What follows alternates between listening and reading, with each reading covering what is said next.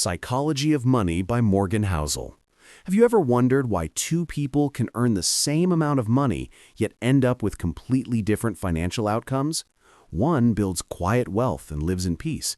The other drowns in debt and stress. It's not luck. It's not intelligence.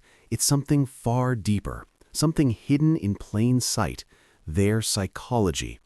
Welcome to The Psychology of Money by Morgan Housel, a book that will change the way you see money forever.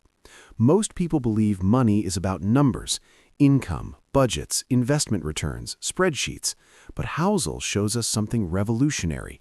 Money isn't just math, it's behavior, it's emotion, it's decisions made in the quiet corners of our minds, often under pressure, often without logic. The gap between being rich and staying rich, between saving and spending, between fear and patience, lies in how we think, not what we know. Think about it. We don't make financial decisions on Excel sheets. We make them at the dinner table, in traffic, after a long day, when we're scared or excited or desperate for validation. That's why understanding the psychology behind our decisions is the key to transforming our financial lives. This isn't a book about the stock market. It's not about what to invest in. It's about how to think clearly in a world that constantly tries to confuse you. It's about timeless truths, not trendy tips. It's about understanding that your behavior, the way you handle greed, fear, envy, risk, and uncertainty will always outweigh how much you know. In the next few minutes, you're going to learn life-changing lessons, why most people misunderstand wealth, why saving has little to do with income, why enough is the most powerful word in finance, and how freedom, not luxury, is the real measure of success. Morgan Housel combines deep insights with unforgettable stories to reveal the human side of money. From lottery winners who end up bankrupt, to billionaires who die with nothing left but regret, to janitors who retire rich, this book isn't just full of facts, it's full of wisdom. And here's the truth. You don't need to be a genius to master money. You need to be thoughtful. You need to be patient. You need to be aware of your tendencies before they sabotage you. So, if you've ever felt like money is a mystery, or like you're doing everything right but still getting nowhere, or if you just want to finally feel in control of your financial life, this video is for you. Because it's not what you know about investing, it's how you think about money, fear, greed, and risk. And starting now, you'll never see money the same way again. Chapter 1. No one's crazy. When it comes to money, no one is crazy. That might sound strange at first, especially when you look around and see people making decisions that seem reckless, irrational, or outright foolish. But Morgan Housel invites us to take a step back. He reminds us of something powerful. Every financial decision a person makes sense to them in that moment. Why? Because everyone sees money through the lens of their own unique life experience. Think about it. If you grew up during a time of economic hardship, like a recession or hyperinflation, you might see saving as the ultimate financial virtue. On the other hand, if you've only known rising markets and steady jobs, you might feel more comfortable taking risks. One person may hoard cash because they've experienced scarcity. Another might borrow freely because they've never known what it's like to struggle. Your view of money isn't shaped by logic, it's shaped by history, your history, what you've seen, what you've lived, what you feared, what you've been told by your parents, your culture, your friends. That's why someone who refuses to invest in stocks isn't necessarily ignorant. They might remember watching their parents lose everything in a market crash. It's also why someone can take out a massive loan and feel confident. It might have worked for them before. Housel makes a crucial point. Experience is more powerful than education when it comes to how we handle money. A Harvard degree in economics won't change the trauma of watching your family lose their home, and no amount of data can override the feelings you associate with financial risk. So before we judge others, or even ourselves for the way we handle money, we need to understand this. We're not broken, we're just shaped. You're not bad with money, you've just had a different life. There is no single right way to view money because we all arrive at our beliefs from different paths. But once we become aware of the stories we carry, once we realize that our money behavior is rooted in memory, not logic, we can begin to change. This chapter gives us our first piece of wisdom. Have empathy for others and for yourself, because no one's crazy. We're all just doing our best with the tools life gave us. Chapter 2. Luck and Risk. We love to believe that success is the result of hard work, talent, and smart decisions, and often it is. But Morgan Housel reminds us that luck and risk, those invisible forces we can't control, play a much bigger role in financial outcomes than we're comfortable admitting. Take the story of Bill Gates. He's one of the richest and most successful people in modern history. But what most people don't know is this. Gates attended one of the only high schools in the entire world that had a computer in 1968. At that time, computers were rare, expensive, and mostly reserved for research labs in universities. Yet Lakeside had one, and that changed Gates' life. Now consider his classmate, Kent Evans. He was just as smart, just as driven, and one of Gates's closest friends. He was supposed to go on to start a company with him, but Kent died in a mountaineering accident before they could begin. His story ended before it had a chance to grow. Same environment, same opportunities, two very different outcomes. One shaped by luck, the other by risk. That's the uncomfortable truth of this chapter. Outcomes are never solely based on effort. You can make all the right choices and still face loss. You can make reckless decisions and still win big. Life is messy, money is unpredictable, and success doesn't always go to the most deserving. It sometimes goes to the luckiest. This doesn't mean you shouldn't work hard. It means you should stay humble. Don't take all the credit when you win, and don't assign all the blame when others lose. It's easy to look at someone who's struggling financially and assume they're lazy or irresponsible, but maybe they encountered risks you never had to face. Just as it's easy to admire someone wealthy and believe they're a genius when perhaps they were simply in the right place at the right time. Housel's message is clear. Be careful when judging both success and failure.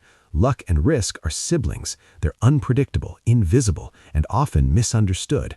So be proud of your hard work, but wear your success lightly. Stay grounded, stay kind, because not all victories are earned and not all losses are deserved. Chapter 3. Never Enough. There's a dangerous illusion in the world of money, the belief that if you just had a little more, you'd finally be satisfied. But Morgan Housel issues a warning. The inability to recognize enough is the fastest way to lose everything.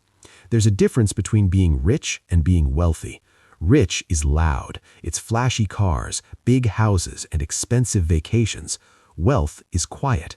It's money not spent. It's security, freedom, and peace of mind. And here's the twist. Many rich people aren't wealthy, and many wealthy people don't look rich at all. To understand the cost of chasing more, look no further than Bernie Madoff. Madoff was already a multimillionaire. He had a respected investment firm. He had everything, more than enough by most standards, but it wasn't enough for him. He wanted more, fame, more money, more control. So he built one of the largest Ponzi schemes in history. For years, he lied to investors, faked returns, and lived in luxury until it all collapsed. In the end, he lost everything: his freedom, his fortune, and even his family. He died in prison, disgraced. And the tragedy? He didn't need to do it. He already had enough to live 10 lifetimes in comfort. But the greed to keep going, to never be content, destroyed him. This isn't just a story about one man, it's a mirror. Ask yourself honestly, what's your enough? Is it a certain salary, a type of car, a lifestyle you think will finally make you feel successful? Or is it peace of mind, time with your family, the freedom to walk away from a job you hate, to pursue the passion that fuels you, to take risks without the fear of losing everything? Housel challenges us to rethink what financial success really means. It's not about the accumulation of things, it's about gaining the freedom to make choices. Choices that align with your deepest desires, not someone else's expectations.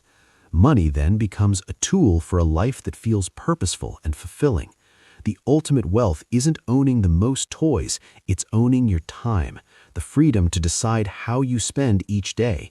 the ability to choose when to work, when to rest, and when to explore new horizons. What does this look like in practice?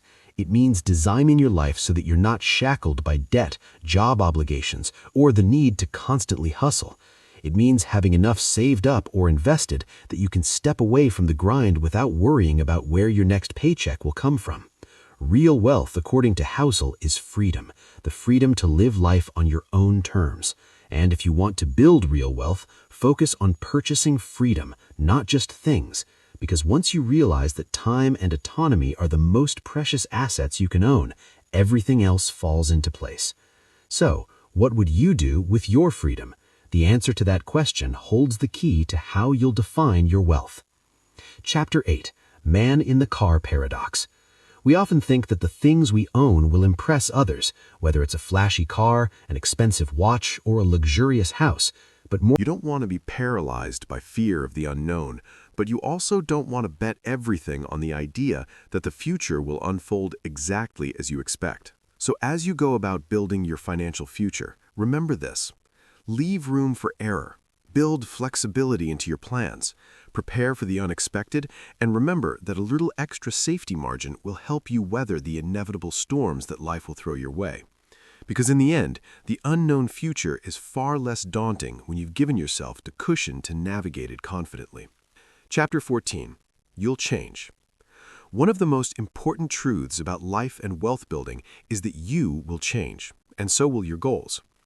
In Chapter 14, Morgan Housel points out that while long-term planning is crucial, the future is rarely as predictable as we hope, and our ambitions, desires, and priorities evolve over time. The mistake many people make when it comes to wealth building is assuming that their future self will want the same things they want now. They rigidly plan for specific outcomes, only to find that as they grow, their goals and values shift. And that's perfectly okay. In fact, flexibility should be at the core of any long-term plan, because the person you are today might not be the same person in 10, 20, or 30 years. This chapter is a reminder that the best plans allow room for change. Rigid, fixed goals might feel comforting in the short term, but they can be a barrier to growth in the long run. If you're focused on saving and investing for a specific purpose, like buying a dream house or retiring by 50, your circumstances might change, and so might your desires. What seemed like the ultimate goal could shift as you evolve, just as the way you approach money and wealth will evolve with you. Housel encourages us to plan for who we're becoming, not just who we are now. Think about the person you might be 10 years from today.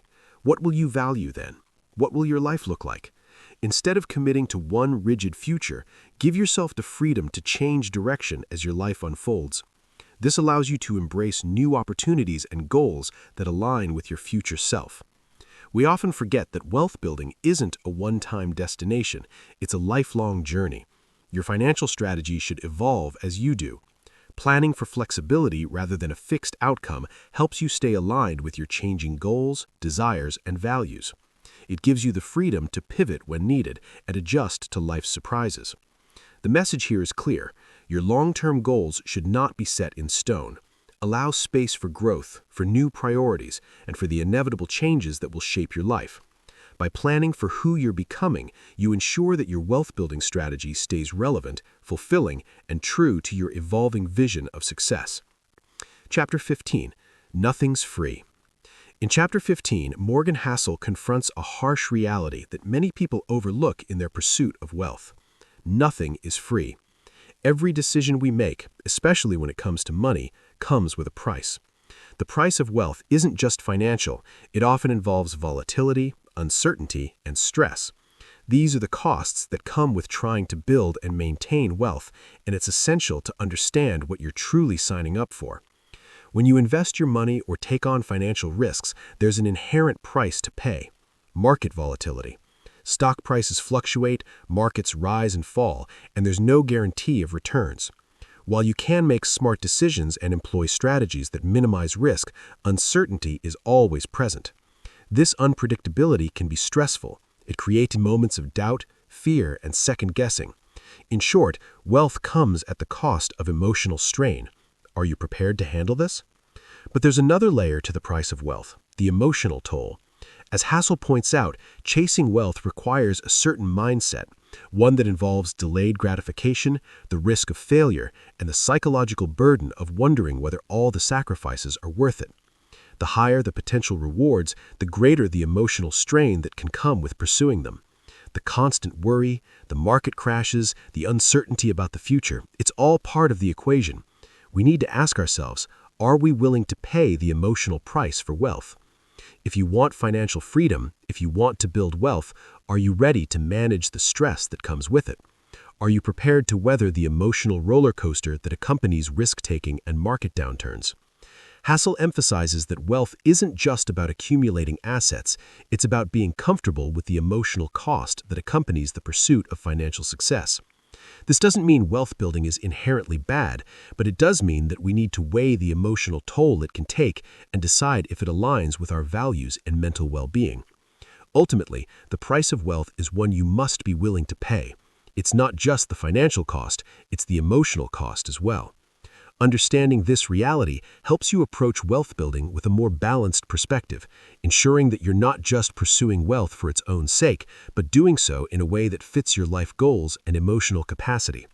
The road to financial success may be paved with uncertainty, but it's up to you to decide if it's worth the price.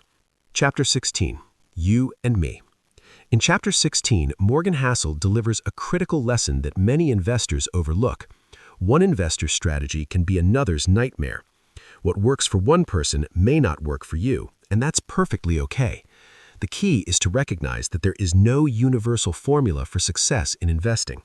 The right approach is the one that aligns with your own goals, values, and risk tolerance.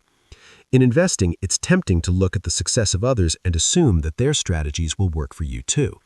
You might see a friend getting rich from high-risk, high-reward investments, or hear about an investor who made a fortune in real estate. While these strategies may have worked for them, it doesn't mean they'll work for you. The point Hassel makes is that everyone's financial situation and risk tolerance are unique. What feels comfortable and exciting to one person may feel overwhelming and stressful to someone else. Take, for instance, the idea of investing in volatile stocks. For some investors, the thrill of seeing large swings in the market is a challenge they enjoy, a game that keeps them engaged and invested. But for others, this same volatility could be a source of anxiety, leading to rash decisions, impulsive buying and selling, and ultimately financial losses. The same investment in different hands can yield completely different experiences. Hassel's lesson is simple. Play your own game. Don't try to replicate the strategies of others just because they're working for them. Instead, take the time to understand what works best for your own unique financial goals, risk tolerance, and emotional comfort level. The path to wealth is not a one-size-fits-all journey. Whether you prefer the steady growth of index funds, the excitement of individual stocks, or the security of bonds, the most important thing is to choose a strategy that suits you. There's no need to follow the crowd or chase trends. Focus on your own financial objectives, your own timeline, and your own comfort level with risk. When you're playing your own game, you'll feel more in control, less stressed, and more confident in your ability to reach your goals. Remember, wealth building is deeply personal. The best strategy is the one that feels right for you, not the one that worked for someone else. So embrace your unique financial journey and play your own game with confidence. Chapter 17. The Seduction of Pessimism. In Chapter 17, Morgan Housel delves into a psychological trap that many investors and individuals fall into: the seduction of pessimism. It's easy to be drawn to bad news, negative forecasts, and worst-case scenarios because pessimism feels more intelligent, more reasonable, and more grounded in reality. But as Housel points out, this attraction to negativity can be dangerous and can cloud our judgment, making us overlook opportunities and adopt a mindset that hinders long-term success. Bad news, whether it's about the economy, the stock market, or global events, tends to dominate headlines. Pessimistic perspectives are often louder, more dramatic, and more compelling than optimistic ones. It's human nature to pay more attention to the risks, the dangers, and the potential for disaster. Bad news taps into our fears, making us feel more in control when we anticipate the worst. In contrast, optimism, especially realistic optimism, can seem naive, overly simplistic, or even reckless. Housel argues that this attraction to negativity can skew our perceptions of reality and lead to paralysis by fear, where we avoid taking action because we're so focused on the negative possibilities. The key, he says, is to embrace realistic optimism, acknowledging the risks and challenges in front of us while also recognizing the potential for positive outcomes. Realistic optimism is not about ignoring the obstacles in front of us or pretending everything will always work out perfectly. Instead, it's about understanding that growth is often slow and messy, but that long-term success is entirely possible. Optimism allows us to see the opportunities in every setback, to understand that growth often comes through hardship, and to trust that our efforts will eventually pay off. It's about being resilient in the face of adversity, not overly cautious or paralyzed by fear. For investors, realistic optimism means being aware of the inherent risks in any financial decision, but not letting those risks dictate your every move. It's about staying committed to your goals, focusing on the bigger picture, and understanding that while there will be dips and setbacks, the long-term trend is often upward. In life, just as in investing, embracing realistic optimism can help you stay motivated and move forward. By understanding that both good and bad news are part of the journey, you can avoid getting stuck in the cycle of pessimism and instead make more balanced, informed decisions. Ultimately, don't let pessimism steal your focus. Instead, embrace the idea that setbacks are temporary and the future is full of possibilities. Chapter 18. When You'll Believe Anything. In Chapter 18, Morgan Housel explores a fascinating and often troubling psychological tendency. In times of crisis, people are far more likely to believe comforting lies than face uncomfortable truths. Whether it's during financial crashes, natural disasters, or personal hardships, people tend to seek out narratives that offer reassurance, even when those stories are far from